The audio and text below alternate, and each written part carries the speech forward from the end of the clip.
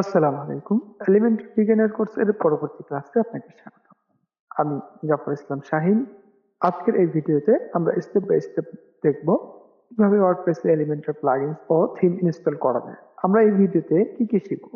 এই ভিডিওটি শেষ করলে আপনি জানতে পারবেন এলিমেন্টার প্লাগইনস কিভাবে ইনস্টল করতে হয়, এলিমেন্টারের বেসিক সেটিং কিভাবে ঠিক করতে হয়, এলিমেন্টার প্লাগইনস এর সাথে কোন থিমটি ব্যবহার করলে সবচেয়ে ভালো হয়। প্রথমে আপনি আপনার সাইটের ড্যাশবোর্ডে চলে যাবেন। আমরা ইতিমধ্যে দেখতে পাচ্ছেন ড্যাশবোর্ডে আছি। এখান থেকে আপনি চলে যাবেন প্লাগইনসে।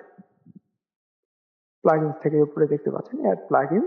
পাশেই দেখতে পাচ্ছেন একটি সার্চ বার আছে। এই সার্চ বারে আপনি সার্চ করবেন এলিমেন্টর। আপনারা দেখতে পাচ্ছেন আমাদের কাঙ্ক্ষিত যে এলিমেন্টর প্লাগইনসটি আছে সেটি চলে এসেছে। আমরা এটাকে ইনস্টল করে নেব। আপনারা দেখতে পাচ্ছেন আমাদের ইনস্টল হয়ে গেছে। আমরা আমাদের প্লাগইনসটাকে অ্যাক্টিভ করে নেব। আমরা এখানে অ্যাক্টিভ করে নিচ্ছি।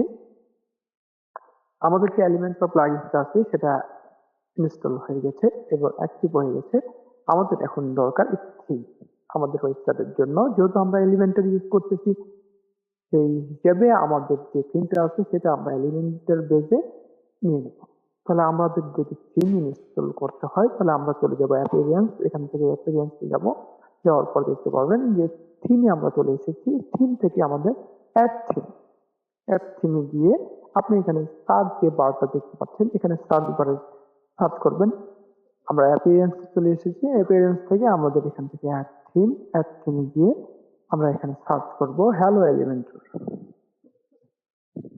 আপনারা দেখতে পাচ্ছেন আমাদের যে হ্যালো এলিমেন্টর যে থিমটা আছে সেটা চলে এসেছে। এটাকে আমরা ইনস্টল করে নেব। আমি ইতিমধ্যে আমার যে হ্যালো এলিমেন্টর থিমটা আছে এটাকে ইনস্টল করে নিয়েছি।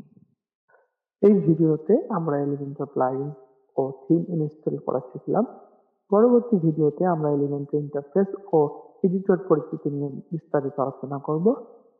তো চলুন পরবর্তী ক্লাসে আবার দেখা হবে।